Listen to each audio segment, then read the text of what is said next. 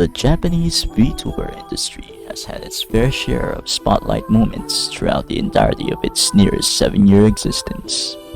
VTubers come and go, but the legacies they leave behind are deeply engraved into each and every new VTuber that comes to life every chance they get. They, rightfully so, command respect and reverence within the industry and community. They are pioneers, innovators, and trailblazers.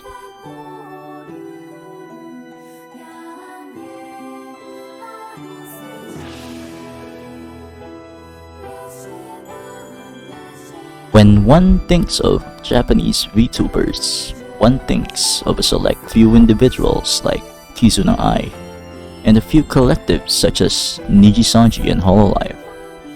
However, one could argue that the master of Western expansion is indeed hololive, with names like Sakura Miko, Natsuiro Matsuri, Shirakami Fubuki, and Inugami Korone fanning the flames of the VTuber Revolution across the West. Despite the names that have been mentioned, there is one definitive line of hololive VTubers that would ultimately cement the eternal footprint of the Japanese VTuber industry deep into Western soil. 3 VTubers who have directly influenced each other and have been pioneers, innovators, and trailblazers all on their own.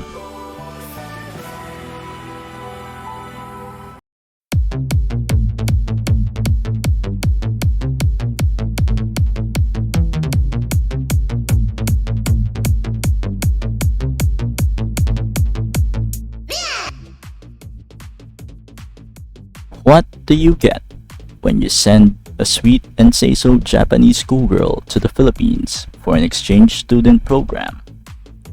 Make her eat and drink the poisons in the food and drink, then get hospitalized in said country to gain immunity, and then flying her over to Australia for another exchange student program to train her sanity and hone her Filipino-gained eldritch powers to the maximum, all the while leaving her there for effectively 2 years due to the pandemic?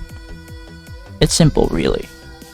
You get the creative genius that is Akai Hato. What started out as a very say-so, cutesy, and normal streaming menu became a plethora of creative miracles that somehow elude the ever-so omniscient programs of YouTube's automated systems. As one might have noticed, hololive production VTubers are not just marketed as, but are true idols. They run by a set of rules that they must follow, else they risk getting banned from streaming, destroying Yago's stream, or at the very worst, getting laid off from their contractual obligations. Despite said rules, the talents in hololive have been able to skirt around and find loopholes in them, much to the delight of the audience, and shockingly enough, their entire management. Even if they themselves have headaches whenever a talent does something truly wild on stream. Viewers submitted confessions, Rule 34 streams, English relay quizzes, and most important of all, the birth of Hachama, and the accompanying lore. Hachama cooking, her first 2 original songs Red Heart and Infinity, and the entirety of the Coexistence saga. All of these creative masterpieces are a direct product of her being stuck abroad, adapting to an ever-changing VTube ecosystem while expertly skirting around the rules. Even if unprovoked, her creative mind can produce untold amounts of content. But when presented with a dire situation, she will definitely deliver the best, and only the best, even if it's entirely out of necessity. And arguably, her greatest creation is one born of her previously solo talent as the sole English speaker in hololive.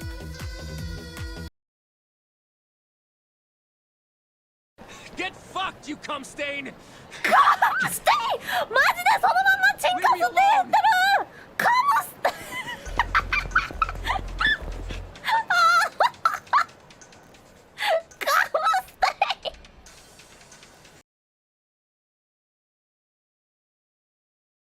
Oxymorons are phrases that are in itself contradictory, but are richer in meaning, and tends to mean differently and positively.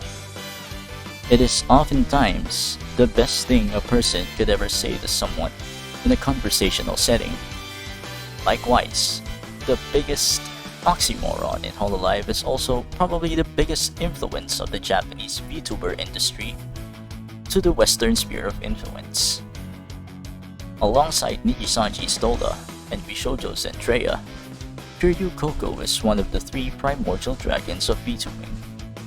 The ultimate oxymoron. Voluptuous body but the voice of a trademark male mouse. Very high survival game sense, but was terrible in Minecraft. One of the hardest exteriors ever in VTubing history, but was also one of the softest personalities ever. Had the wisdom of an enlightened sage, but was as degenerate as a maximum security prisoner. She was an idol by virtue of her being in hololive, but she was the epitome of unsay-so, and was single-handedly the reason why Yago's streams are shattered every single day. To this day, her mastery of screwing with the rules and getting away with it for everyone's entertainment is still the best example of creative consistency within a set ruling. So much so that many have suggested reforms in the entirety of idol culture, partly due to her example. Her bilingualism and level of culture, as shown by her short bits, meme videos, and her weekly Reddit shitpost review streams, were the very reasons why her content was so entertaining to watch even after she's long gone. The usage of infomercial segments and crass, low-bow humor, and parody in her daily morning news show, Asakoko Live, was what made Japanese mornings very bright, enjoyable, and conducive to working.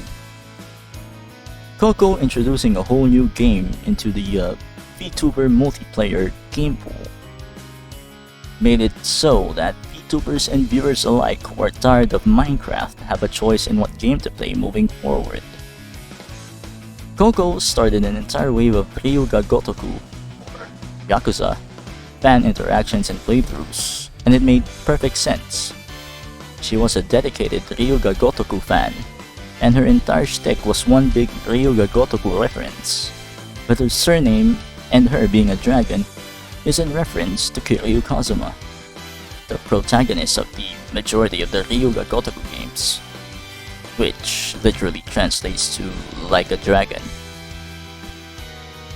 But her greatest legacy to the global VTuber scene is the creation of hololive English, effectively becoming the Neil Armstrong to the Western VTuber scene. One small step for the Japanese VTuber industry, and one giant leap for VTubing itself. Allowing the direct connection of the Japanese VTuber industry with the Western sphere of influence by way of Japanese agencies establishing Western branches, and non-Japanese agencies and talents to permeate and compete directly within the Japanese sphere like never before.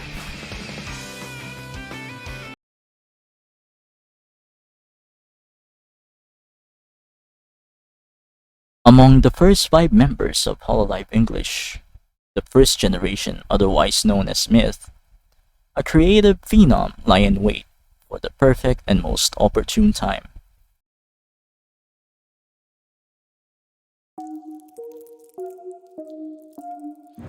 Ground pound! To smash blocks or enemies below you or to flatten out bumps in the road, nothing beats a ground pound. That's funny, because, you guys know that's actually what I did to your mom last night. Sure, she may have started off like how you would expect a regular hololive debutant would, but Amelia Watson is not your typical run-of-the-mill idol. With a very loud vocal minority voicing varying opinions of her, such as her being talentless in terms of her being an idol, considering the fact that she's in an idol agency. One would wonder how and why she weathered the storm despite all that. This is yet another example of silencing the haters with your actions. Ame's creative prowess lies mostly in her technical work behind the scenes. That is, she's practically a holo staff when she's not streaming due to her skills in planning, stream tech, 3D tech, and concepts. Her creativity grew to an even higher level when faced with the restrictions on HoloMit's 3D debuts by way of the pandemic halting their trek to Japan. After Coco's departure, Ame's creative process went into hyperdrive, ramping up community involvement, making more original and reworked concepts that remain faithful to its source so well and dearly that Iago himself praised her for her ungodly effort and talent.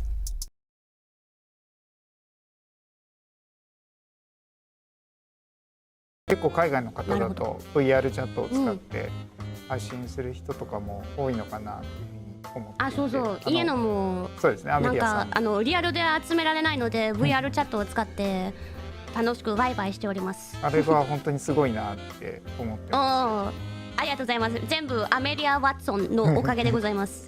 そうですね、アメリアさん本当にすごいなって思ってます。Yes, 可能性を感じますよね。